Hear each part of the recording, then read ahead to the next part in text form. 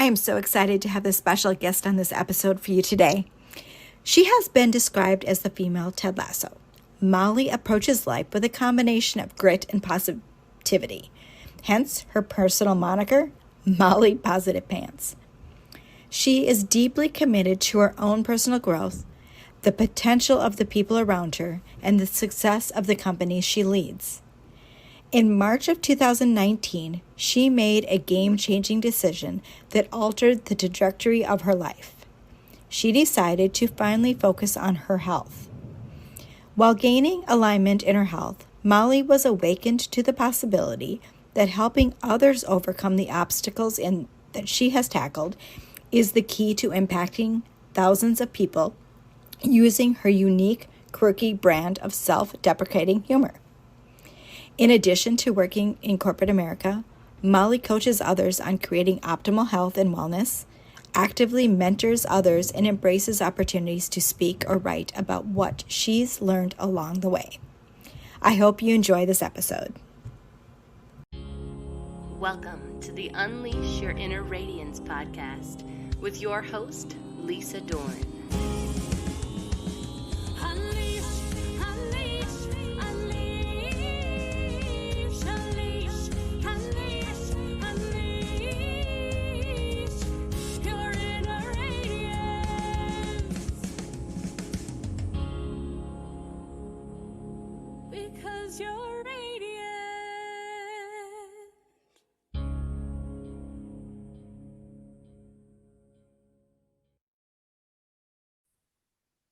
Hi, that always gets me. Hi, Molly. I am so Hi. excited to have you on my podcast. And I want you to just start with your story of how you got where you're going.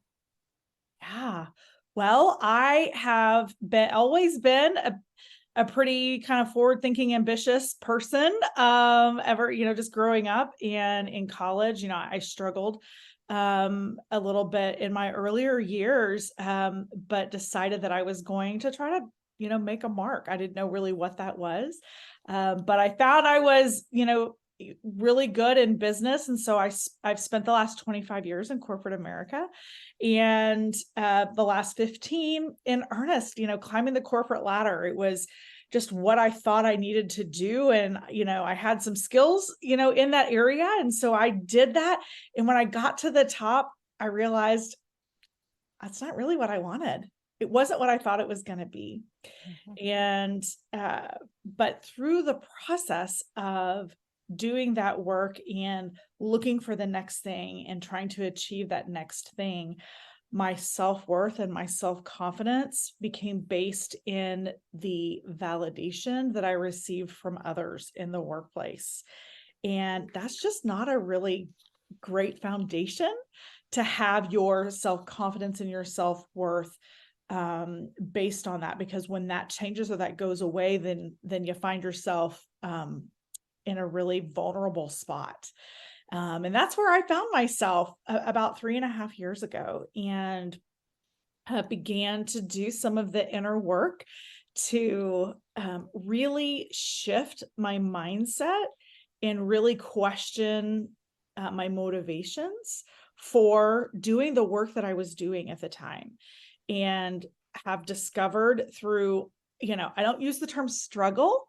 I use the term contend for a positive mindset, contend for worth and confidence that is based in who I am inherently and not what somebody else thinks or feels or says about me or my performance.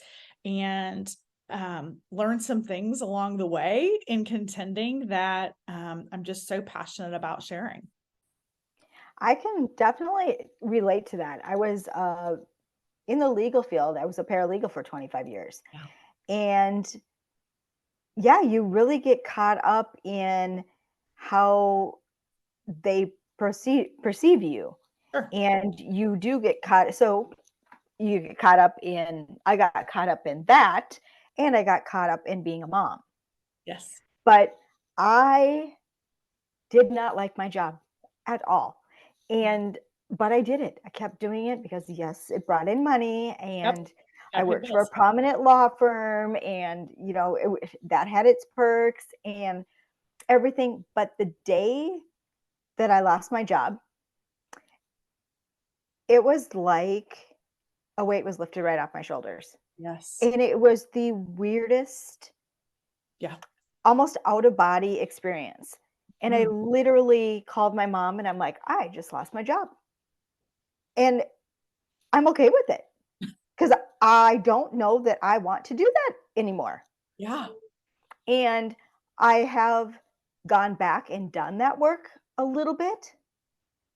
And I know I can do it, but I don't But you know don't if want to. that's what I want to do. Yeah. Attorneys don't have personalities. Ah, You're not, I mean, yeah. okay, a few of them do, but you're working for them. You're not, you don't get to show your personality. You don't get to be yourself because you're going to be who they want you to be, depending on the position that you're in. That's exactly right. Yeah. It's interesting, and I don't know if it's just I'm in my late 40s right now, and I've been through this season where I am redefining, hey, what does success look like? How is it measured? What I thought for years I was pursuing, what I thought would equal success, that I had arrived. When I got there, that was not it.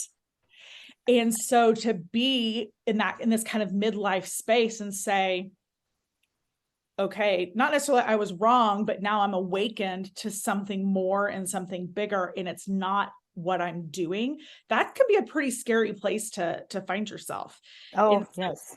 in those moments, your question, I mean, it's a little bit of an identity crisis, right? Yeah. Yeah. And so the journey that I've been on, even in the last like 6 to 9 months, as has been just a huge trajectory shifter for me. That's a In tough that, word. yes.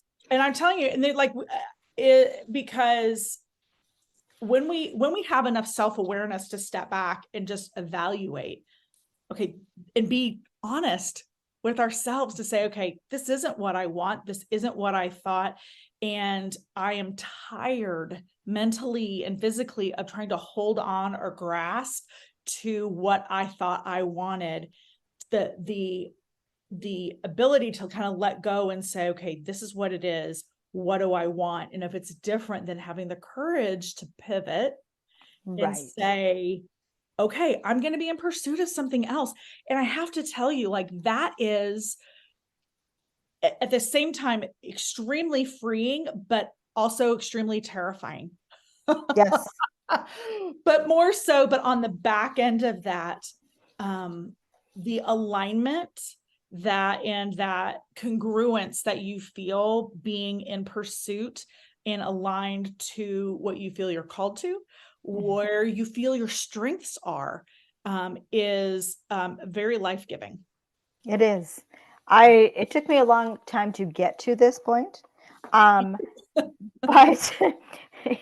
after losing my job, but and I pivoted a few times because I went into sales, which Yeah. was nothing like being a paralegal, Yeah. but it was a huge pivot and I got to do what I wanted to do, which was help people.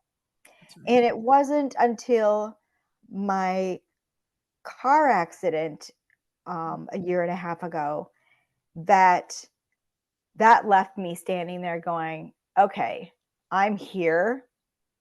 I don't know how or why. Clearly, God has a bigger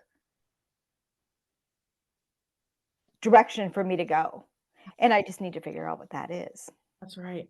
But you know how you do that? You do that one step at a time.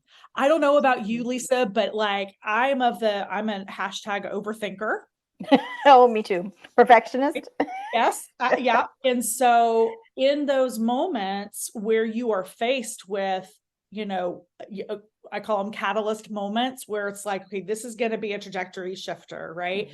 I have always historically said, well, I don't want to take my next step because I don't know what step 10 is.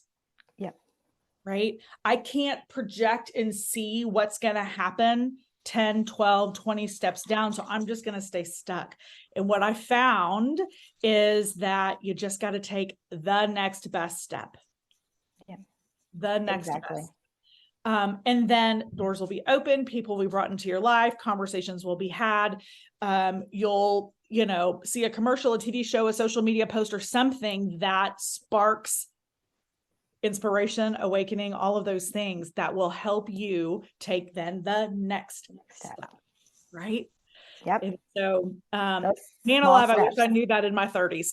Oh, I wish I knew that in my 20s. Yes, right. Exactly. It's like, Yes. why, and then I look back at, okay, well, at that point in 2014, I knew only what I knew. Yeah. Had that happened to me now, it would have been I would have handled it totally different, because you handle the situations at where you are. And I've now taken 3, 4, 5 years to listen to a lot of podcasts about personal development, read a lot of books, do a lot of forgiveness work, which I wasn't ready to do back in 2014. Yep, exactly. That stuff makes all the difference. The inner work, getting to the next level with whatever impact that you're trying to make in the world is always going to require the inner work. Mm-hmm. Always going to require the inner work, because it's who we have to become in order to have that impact, that influence, and so forth on others. It's through that self-awareness. So yes, I totally agree with you on that. Well, and that's what I like about this is now, because I'm going to grow so much more doing this. Oh my gosh, absolutely. By guiding people through what they're going through, it just is, I don't know, it's just a whole new level of growth. It's just like, I'm really looking forward to it. So super excited to be in this area right now. I love it. It's great. It's great. So tell me a little bit about, when people have to pivot or change the trajectory of the direction that their life is going, maybe suddenly, how we get over that 20 seconds of fear. Yeah. Talk to me a little bit about how because there had to be some fear in the direction that you were like, oh, okay, I'm just going to do this now, and I don't want to do this. Talk to me how you worked through that fear. Yeah. So the thing that I have discovered is that the fear is okay. Okay. Like fear is okay. So you got to feel the feelings, and can't ignore the feelings. So, especially just with the career change that I've had, in 2023, that has been a key part of it, is just sitting with the uncertainty, the fear, the doubt, and just feeling that and acknowledging it and just holding space for it. Now, it doesn't mean that I, get a mortgage and, build a house. Get an right? Like exactly. It's important, especially like in those moments right after something dramatic or traumatic happens, to just acknowledge those feelings, acknowledge where you're at. And then what I did, I sought wise counsel. So I have a phenomenal a counselor that I've been working with for almost 2 years, and it's like, okay, help me navigate this, right? So seeking a wise counsel, I think, is going to be important part. But the thing that I think, after you get over kind of that shock piece and feeling the feelings, assessing, okay, what is my current reality? Right. Where am I today? Okay. And then what is my desired outcome? What is my desired outcome? What do I want? If I could sketch out the perfect scenario, what would that be? Now, you might not be able to go from current reality to desired outcome, in one shift. Right. But just really getting clear on where am I? where do I want to go? And then figuring out, okay, what's that next step? Because again, you're not going to know all 20 steps between here and there, between A and B, but having the clarity around what it is that you are trying to create or do, I think is critical.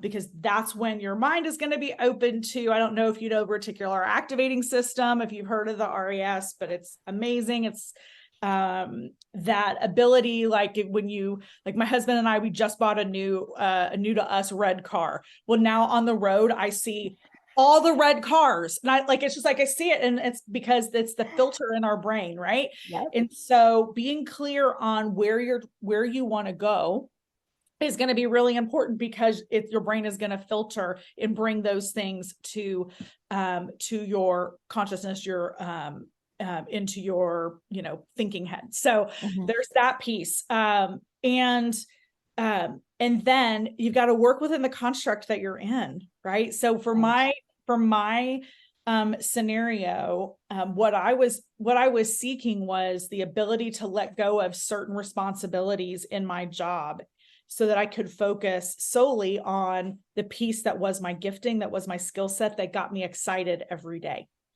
Right. And so inside that construct, I worked with my company to say, okay, here are the things that I know I can drive the biggest impact, add the most value. And oh, by the way, it is my gifting and my skill set. It's in alignment with who I am and who God made me to be.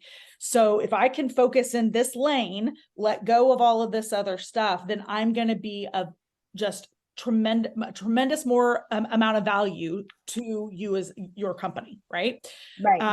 And so that ability to saying, okay, how can I get in alignment with who I am, what I'm called to do, and all of that, and work inside that construct. Now, I was very fortunate that the company that I work for was like, yeah, let's do that. Right. Right. And so then I was able to shed that which was not my skill set, and which was causing me mental and emotional stress and strain and all of those things. Right. And so I was able to let go of that and really just like stay in my lane. And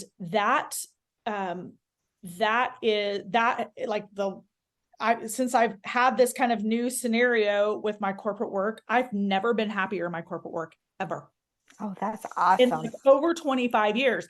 And the other thing is that it has absolutely reaffirmed why, like, my confidence in my worth, because I know who I am and I know what my gifting is.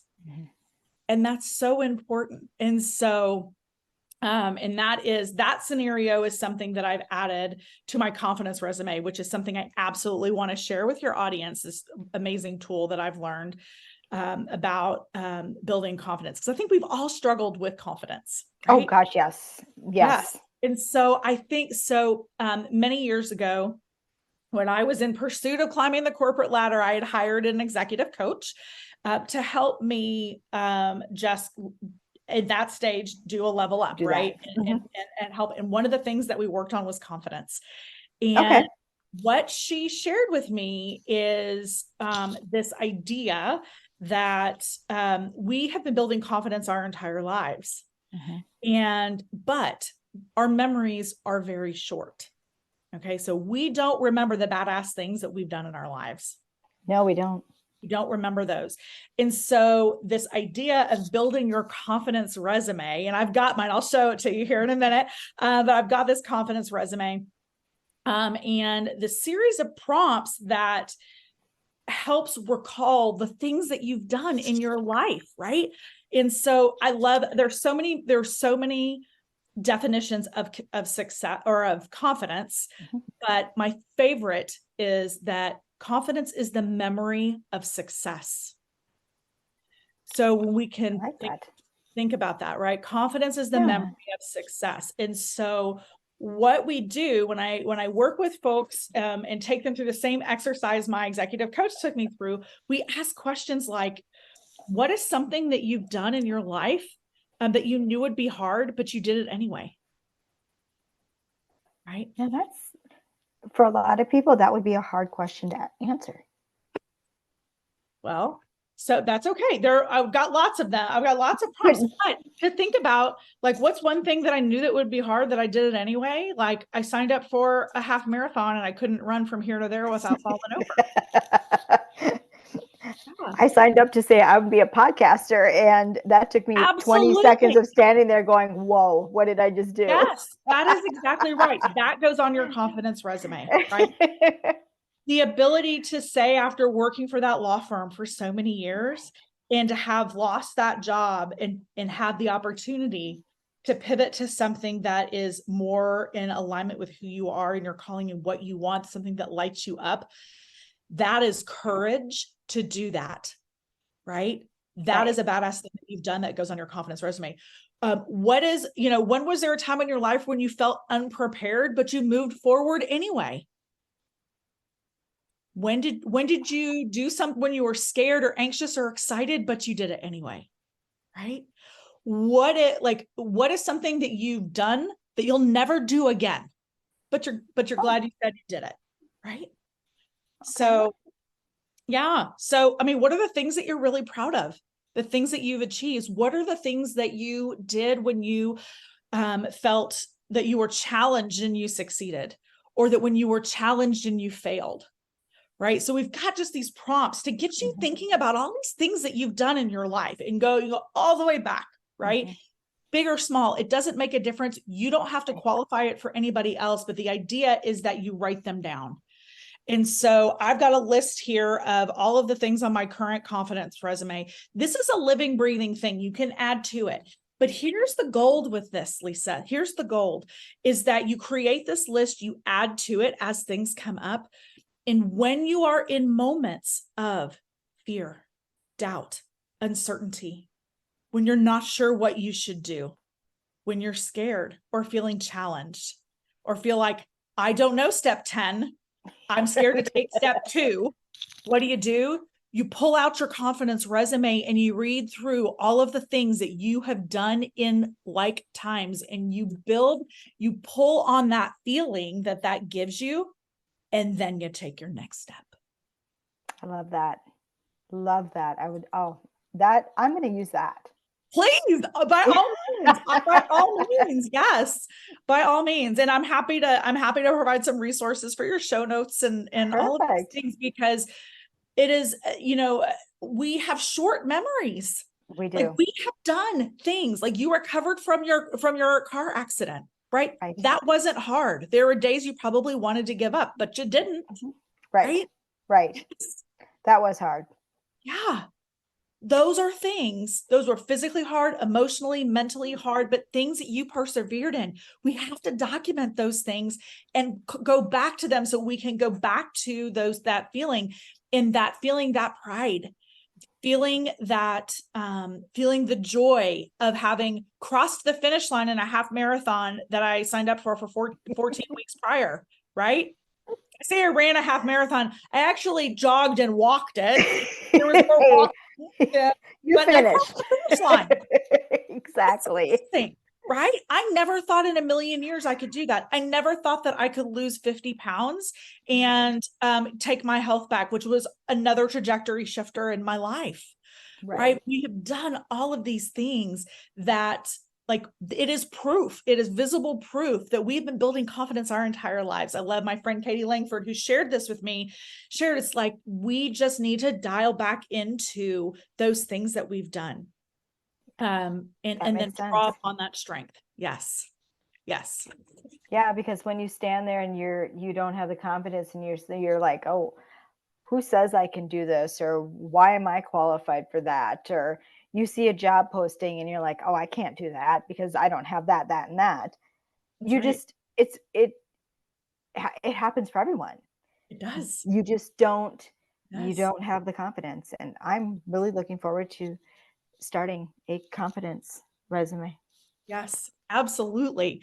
It's so fascinating. I do speak with a lot of women's groups, and especially around the applying for jobs, right? We want to have 98% of all of the experience listed in the job rec. But the reality is that that's not needed, Right. right? Like if you can do 98%, then you're probably overqualified for that Right. job, right? Exactly. Right. Exactly. And our lovely male counterparts are going to look and say, "Oh, I've done that and that," which is like 20%, and they're going to go after it, right? Right. It's very very different mindset around that. Oh, it's the mindset that difference between the men and Yeah. women is really amazing to me. It is. And, because you're right, a guy's going to go say, we're going to do this and we're just going to do it. We're going to throw it out there. We're going to see where it lands. And we overthink everything. We stand in the face of fear. We lose our confidence. Why are we doing this? It's just, it really amazes me that we go that direction. Wow. But I do it all the time. As do I. Again, like I pull out my confidence resume when I'm going into meetings, when I'm doing something new. I pull that out and I remind myself, like, first of all, our stories matter. Everybody's story matters. And there's always somebody out there that can learn from what we have walked through. Right. Mm-hmm. And so it's so important. And I've started asking myself more recently, I always ask myself, like, what if nobody signs up, or nobody replies, or whatever. But what if they did? What if it went well? Right. But I think that is part of the fear, though, because you have that fear of what if no one signs up? What if it doesn't go well? Or you have that fear of, oh, what if everybody signs up? And what if it does go super well? Do you know what I mean? Oh, I do. But then I think you got to dial back into, if you're scared of the success, then you got to dial back into what's your desired outcome. Right. And why is it important to you? And if it's important to you, then you should be able to face that fear and just go through it. Well, just take your next best step. Mm-hmm. Take your next best step. So, yeah. So tell me how, because a lot of people talk about having to rewrite their story. Mm-hmm. And we all have traumas or things that have happened to us that you need to rewrite your story. It just needs to go a different way. And how do you help people get to that point where they're looking back at a trauma that happened in childhood and rewriting their story to change the trajectory of there's that word again, and I got it right, of the direction that they're going. Because the deep trauma comes up, and that's where a lot of our fear comes from. Think of when we were little kids, we had all the confidence in the world. We had all the imagination in the world. We were invincible. We could do anything. Right. And we had the fear of falling maybe as a baby. It's just weird how certain things as we've gone through life cause us to lose our confidence and forget what we've done and forget all these things that how magnificent we are. It's, I don't know, kind of a weird. Yeah, I think, especially with, I think most people have some type of childhood trauma. And I think that, it stems from our emotional needs not being met. Mm-hmm. And not, it isn't necessarily something malicious, Right. Sometimes it is, but a lot of times it's not. Parents are not perfect. And as a parent, I'm like, yes, I am not perfect. I wasn't. and I've certainly, there's, and so I think that they're, being able to process through, I think that's really important when you're faced with, you're at a crossroads. Yeah. When you're at that crossroads, I think processing that with a professional is I highly recommend. I've been doing things like, EMDR and counseling and that type of thing. That has been hugely beneficial to do that if you've got unresolved trauma. Right. So I think that is very important. But the other thing is that again, and I go back to it, it's like, okay, where am I? What is my current reality? And what is my desired outcome? And getting really clear about why it is you want to do X, Y, or Z. Why? And because that is going to help chart the steps moving forward. So what going off of that now, how would you take me through? What steps would you take me through to help me gain clarity of where I want to go? Yeah. Well, so I would ask, and I do this with my health coaching clients all the time. It's like, okay, what's your goal? Like, what is it that you want to do? Mm-hmm. Right. So maybe you want to have, a top 10 podcast with tens of thousands of downloads. I don't know, whatever it is. Right? Sure. Let's go for that. but then I'm going to ask why. Like, why is that important to you? Why is that important? What, if you can put yourself in the achievement of that or the doing of that, what does that give you in life? How is your life different because of that? Right. So like, for example, my health coaching clients, I talk to them all the time. It's like, yeah, I want the number on the scale to be X. Well, why? Why is that? What does your life look like? If you have achieved a healthy weight, what does your life look like? Oh, well, I want to be able to play on the ground with my grandkids. Okay. There you go. Okay. That's intrinsic motivation right there. Right. What else? What things are you not able to do today that you want to be able to do? Like when you think, oh, when I retire, I want to be able to travel. I want to be able to, be an active grandmother, or I want to be able to, do X, Y, or Z. Why? Why is that? What does that give you? Does it give you a sense of purpose? Give you a sense of impact? Does it create income for you? Does it add more life to your life? Right. Those things, and really getting clear on that, because in the pursuit of what we are trying to create, we are going to hit struggles. We're going to hit bumps. It's never a straight line from point A to point B. And so knowing and being very clear about why you are doing what you are doing and what that intrinsic motivation is, we're going to have to dial into that when we hit those road bumps. Right? Because if it's not an intrinsic motivation that is helping us, that is fueling us, then at the first sign of adversity, we're going to quit. Yep. Or we're going to dip severely. Yes. And that's part of it. Right. And so I don't want to say like, there are moments in that, but when you hit those moments, dialing back into that why is so critical. You're right. Is so critical. And that will help get you out of the funk. That will help you pivot. That will help you take whatever that next best step is toward what you're trying to create. Perfect. Thank you for that. So what else do you want to talk about? Kind of hit everything that I wanted. Yeah.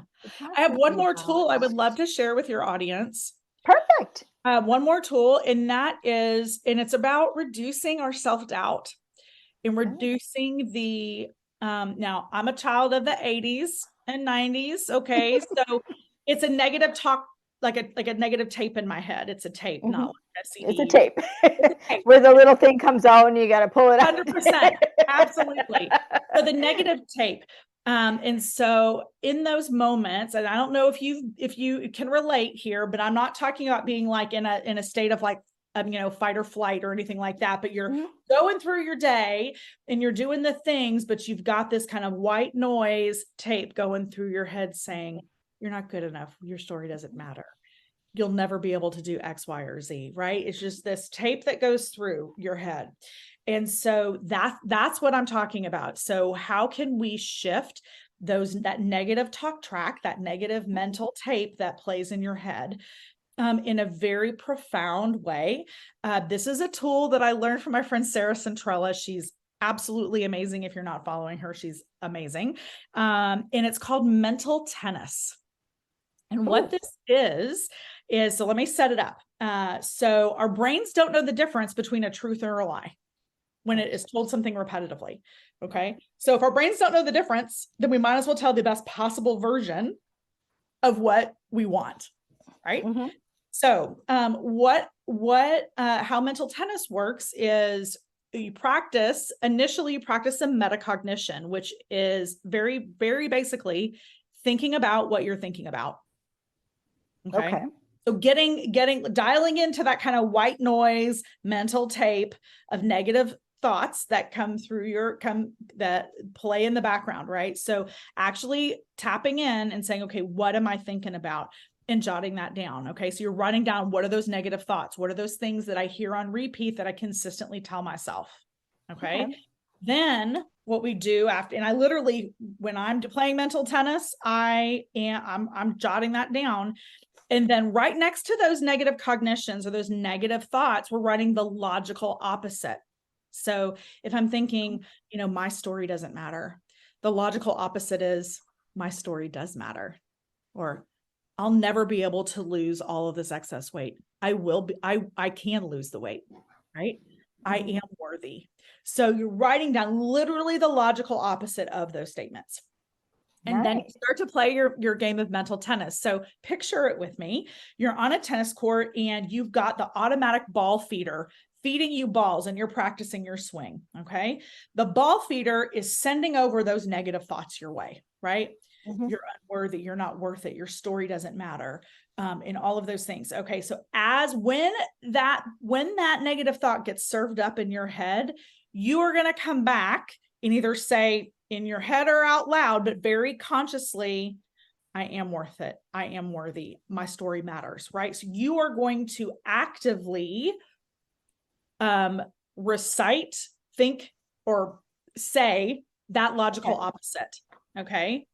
And this takes a little bit of practice, but it's very effective because what we're doing is we're not allowing that we are changing the neural pathways in our brain by reciting and repeating that logical opposite. Okay. And over time, what happens is the negative thought diminishes as the logical opposite takes root.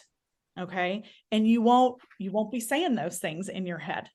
Right, because the only thing you're saying, you're thinking it, but you're not saying, you're thinking these, you're not saying these, but you're adding these as the logical words for yourself. So and they'll come up, like we all have negative cognitions or negative thoughts. So when it comes up, you dial back with that logical opposite. When I know I need to play a game of mental tennis, it's when I've been in a funk, when I can't, and I'm feeling really like down or feeling like just out of sorts, like that's a sign that I've got something going on and I have to tap in. Okay. I have to look, okay, what is it that I'm telling myself? And then jot down those logical opposites. And then when those thoughts come up, it's like, no, I am worth it. I am good at my job. Right.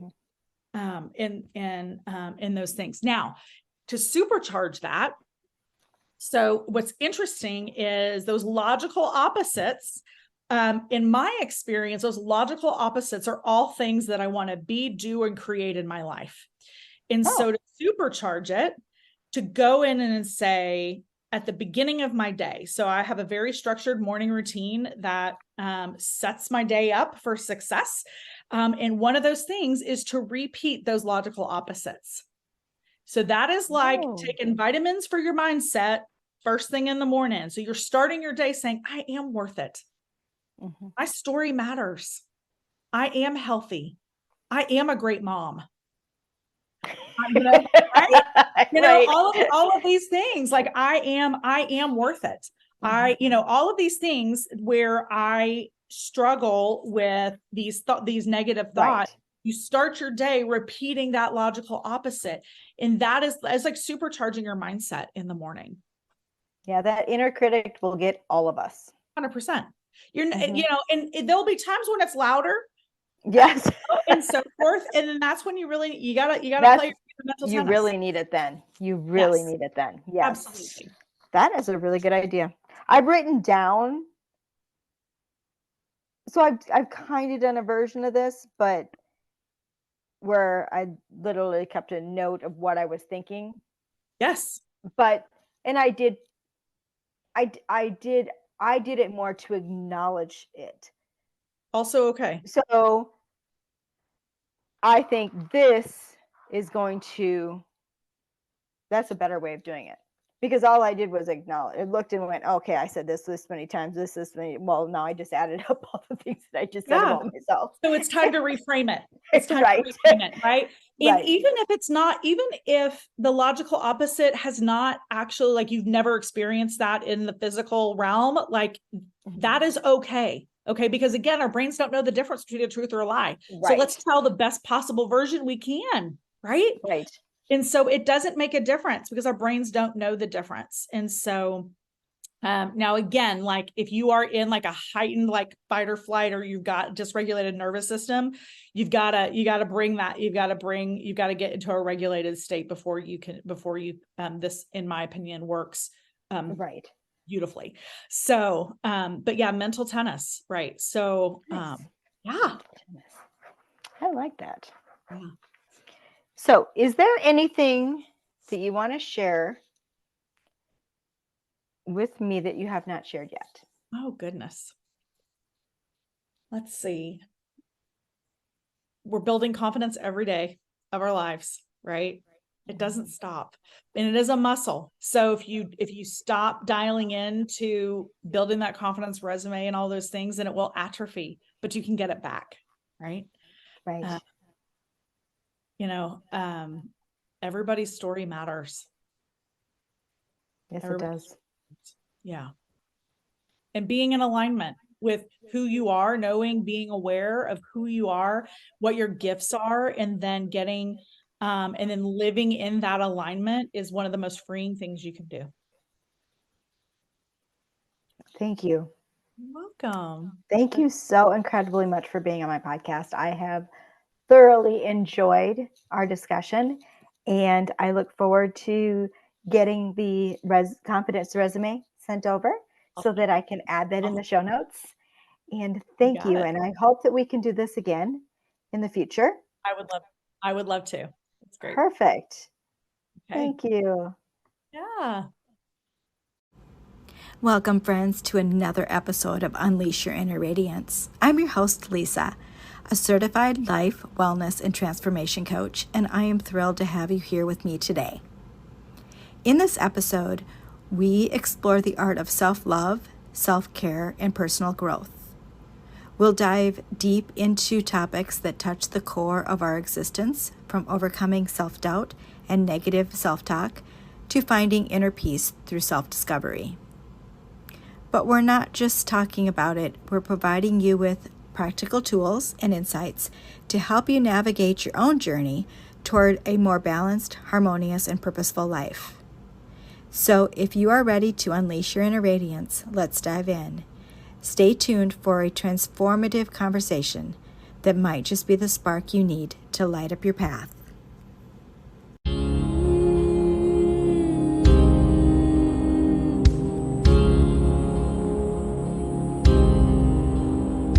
When you are wondering what comes next, try to find your purpose when everyone has left.